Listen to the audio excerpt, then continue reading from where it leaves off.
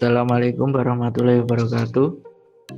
Kami dari kelompok 10 Total Bangunan Persada yang beranggotakan 1.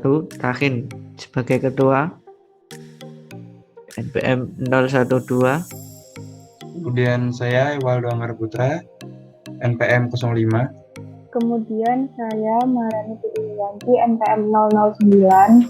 Kemudian saya Chandra Wibawa, NPM 048. Saya Aktatania Damayanti, NPM 058. Saya Muhammad Rizal Yasin, NPM 60. Saya Yuda Sabriana Wahdi, NPM 68. Saya Jani Handoko Syaputra, NPM 72. Saya Rifat Rahman Aziz, NPM 086. Saya Marcel Eliezer, NPM 5. Baik, pada kesempatan ini kami dari kelompok 10 Total Bangunan Persada akan mereview jurnal untuk tugas WPIKM. Jurnal pertama yang akan kami review berjudul Penerapan Manajemen Konstruksi pada Tahap Controlling Proyek. Studi kasus Bangunan Laboratorium Fakultas Teknik Universitas Samratulangi Manado.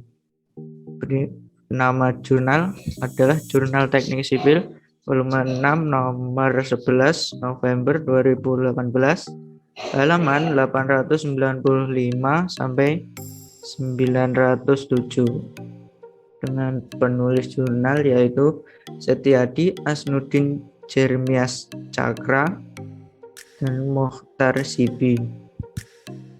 Abstrak: dalam kegiatan pembangunan proyek sering terjadi keterlambatan terhadap waktu pelaksanaan proyek.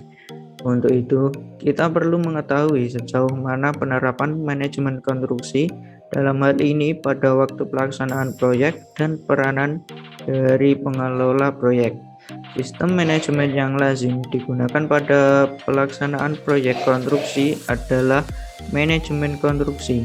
Dalam pelaksanaan proyek ini, manajemen konstruksi berfungsi untuk mengatur dan mengendalikan pelaksanaan kegiatan proyek dengan mengoptimalkan peranan konsultan manajemen konstruksi. Penelitian dilaksanakan selama 4 bulan, yaitu pada bulan Januari 2018 sampai April 2018.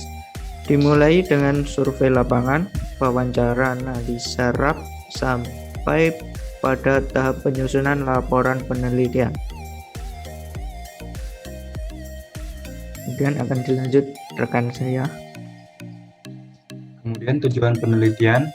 Tujuan penelitian ini untuk mengetahui sejauh mana pola penerapan manajemen konstruksi dalam hal ini waktu pelaksanaan pada proyek bangunan pada pekerjaan pembangunan gedung laboratorium Fakultas Teknik dari pengelola proyek dalam pelaksanaan proyek tersebut. Metode penelitiannya, dalam pelaksanaan penelitian ini disusun suatu lingkup perencanaan yang meliputi identifikasi masalah, mencari tahu pokok permasalahan dari objek yang kita teliti yang bersangkutan dengan judul penulisan, dan mencari alternatif pemecahannya. Studi literatur, mencari bahan pustaka yang berkaitan dengan judul untuk menunjang penulisan. Ketiga, persiapan, menentukan data yang akan diperlukan dalam penulisan. Keempat, ada pengambilan data, terbagi menjadi yang pertama ada data primer, adalah data langsung dari objek yang diteliti, yaitu melalui survei lapangan dan wawancara. Data sekunder adalah data yang diambil dari data yang telah ada atau data yang telah disurvei sebelumnya oleh instansi atau badan usaha lain, yaitu berupa time schedule, gambar, dan RAP. Ketiga, ada analisis data, menganalisa data yang didapat dari hasil penelitian untuk dibuat suatu pembahasan. Terakhir, ada kesimpulan dan saran, membuat kesimpulan dari hasil pembahasan dan memberikan saran untuk masukan yang sesuai untuk menunjang hasil penelitian. Berikutnya akan dijelaskan oleh kawan saya. Hasil dan pembahasan. Pekerjaan pembangunan ini dimulai dari tahap perencanaan yang meliputi pengumpulan data, penelitian atau penyelidikan studi kelayakan, perencanaan fisik yang meliputi gambar denah, pandangan atau tampak, potongan, detail termasuk perhitungan konstruksi secara persyaratan yang disebut BESTEK, mencakup peraturan dan persyaratan teknis administrasi. Kemudian dilanjutkan dengan pelaksanaan konstruksi di lapangan serta pengawasan terhadap pekerjaan.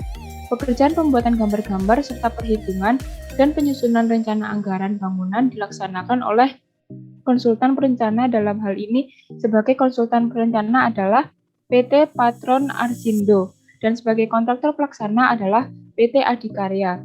Kurva S. Di bawah ini merupakan grafik kemajuan dan keterlambatan pekerjaan pada proyek pembangunan gedung laboratorium Fakultas Teknik Universitas Samratulangi Manado dilihat menggunakan kurva S. Dari kurva S, kita dapat melihat bahwa pekerjaan pembangunan gedung laboratorium Fakultas Teknik mengalami kecepatan dan keterlambatan pekerjaan. Selanjutnya akan dilanjutkan oleh rekan saya. Setelah melihat jadwal perencanaan atau kurva S dan membandingkannya dengan progres di lapangan, terdapat keterlambatan pekerjaan yang sangat signifikan pada pekerjaan struktur. Di antaranya adalah 1. Pekerjaan lantai 1. Pencapaian yang dikerjakan pada minggu ke-22 hingga minggu ke-23 hanya sebanyak 2,41%, yang berarti minus 33,958%. 2. Pekerjaan lantai 2. Pekerjaan lantai 2 pada minggu ke-22 sampai minggu ke-23 tidak terjadi tambahan pekerjaan di lapangan, yang berarti pekerjaan terhenti, dan situasi tersebut berlangsung pada minggu ke-24 yang masih terdapat angka bobot pekerjaan yang sama. 3. Pekerjaan lantai 3. Pekerjaan lantai 3 seharusnya sudah mulai pada minggu ke-22 atau bulan Desember 2017, akan tetapi hingga minggu ke-23 yaitu bulan Januari 2018 tidak terdapat pekerjaan di lapangan. Keterlambatan tersebut menyebabkan pekerjaan akan terus terhambat. 4. Pekerjaan lantai atap. Pekerjaan lantai atap pada minggu ke-24 seharusnya sudah mulai dikerjakan, tapi ada progres mingguan pada minggu tersebut. Tidak ada tambahan pekerjaan. Faktor-faktor penyebab keterlambatan proyek berdasarkan laporan harian di antaranya kurangnya pekerja struktur, tinggi curah hujan yang membuat hasil yang dicapai tidak maksimal, serta hari libur nasional. Selanjutnya akan dilanjutkan oleh teman saya. Jadi yang selanjutnya ada kesimpulan. Yang pertama, perbedaan antara realisasi pelaksanaan di lapangan dengan time schedule dilihat dari segi waktu, yaitu dalam pelaksanaannya mengalami akselerasi dan deviasi pekerjaan pada beberapa minggunya.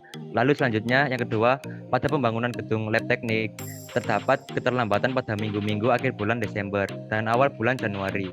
Penyebab terjadinya keterlambatan adalah yaitu pekerjaan struktur seperti pekerjaan lantai 2, lantai 3, dan lantai atap yang mengakibatkan pekerjaan pada minggu-minggu selanjutnya juga menjadi lambat. Lalu yang selanjutnya akan dilanjutkan oleh rekan saya. Yang selanjutnya yaitu jurnal kedua yang akan kami review berjudul Analisis Manajemen Konstruksi Pembangunan Ruko Grand Orchard Cirebon.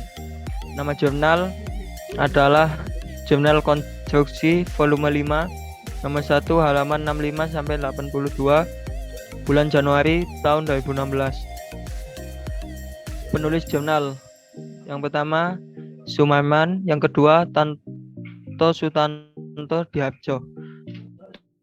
Tujuan dari dibikinnya jurnal ini yaitu untuk mulai dari menghitung volume, rencana anggaran biaya, metode bar chart, kurva S, dan menganalisa critical path method. Selanjutnya akan dilanjutkan oleh teman saya.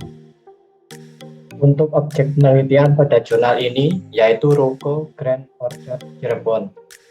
Metode pelaksanaan penelitian. Dalam pelaksanaan penelitian disusun suatu lingkup perencanaan yang meliputi studi literatur, pengumpulan data-data teknis, peninjauan data berupa gambar destek, dan metode kuantitatif dengan cara survei dan mengamati langsung ke objek penelitian yaitu di Ruko Grand Orchard Cirebon.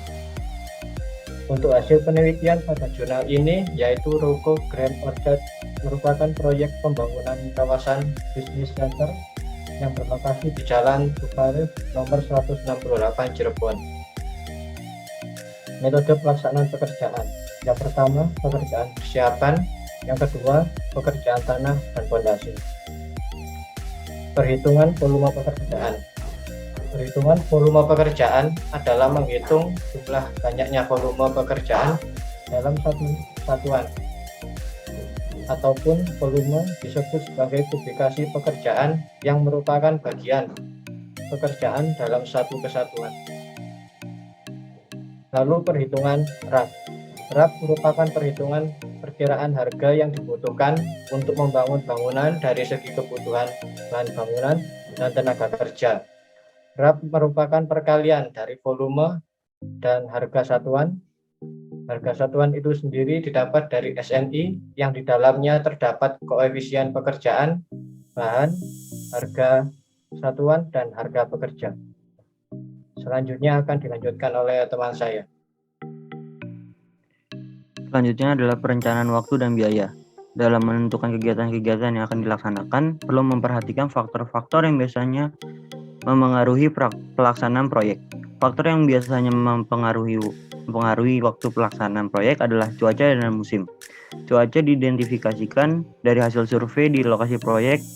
Selain faktor cuaca, faktor yang dirumuskan dalam perhitungan pembuatan perencanaan waktu adalah libur, hari raya, atau hari besar nasional. Jika kurun waktu proyek terdapat libur hari raya atau nasional, akan libur tersebut dimasukkan dalam perencanaan proyek. Selanjutnya adalah penyusunan penjadwalan proyek. Pada penelitian menggunakan analisis bar chart, analisis CPM. Dengan menggunakan metode CPM dapat diketahui lintasan-lintasan kritis yang terjadi pada proyek, perhitungan maju dan mundur, mengidentifikasi jalur kritis, total float, dan kurun waktu penyelesaian proyek. Yang dimaksud dengan jalur kritis pada langkah ini adalah jalur yang terdiri dari rangkaian kegiatan dalam lingkup proyek yang apabila terlambat akan mengakibatkan keterlambatan proyek secara keseluruhan. Kegiatan yang berada pada jalur ini disebut kegiatan kritis, sedangkan float adalah tegangan waktu suatu kegiatan tertentu yang non-kritis dari proyek. Kendala yang biasa dihadapi di lapangan adalah mengenai tentang tenaga kerja, bahan, peralatan, karakteristik tempat, manajerial, dan keuangan. Selanjutnya akan dilanjutkan oleh teman saya. Selanjutnya adalah kesimpulan. Yang pertama, berdasarkan perhitungan rencana anggaran biaya (RAB) untuk menyelesaikan pembangunan Ruko Grand Orchard sampai tahap akhir kurang lebih membutuhkan biaya Rp870.760 juta. Yang kedua, dari perhitungan bobot pekerjaan diestimasikan penyelesaian pekerjaan pembangunan membutuhkan waktu 360 hari. Akan tetapi berdasarkan analisis penjadwalan CPM, pembangunan ruko membutuhkan waktu selama 322 hari. Selanjutnya akan dilanjutkan oleh teman saya. Kelebihan pada jurnal sangat banyak informasi-informasi yang sangat berguna yang berkaitan mengenai manajemen proyek, baik itu langkah-langkah, penyebab keterlambatan, dan lain-lain. Untuk kekurangan pada jurnal ini memiliki kekurangan yang mana hal itu kurang mendetailnya mengenai penjadwalan proyek. Contoh, kurangnya rumus untuk analisis yang digunakan. Baik, sekian dari kelompok kami. Bila ada kurang lebihnya, mohon maaf. Wassalamualaikum warahmatullahi wabarakatuh.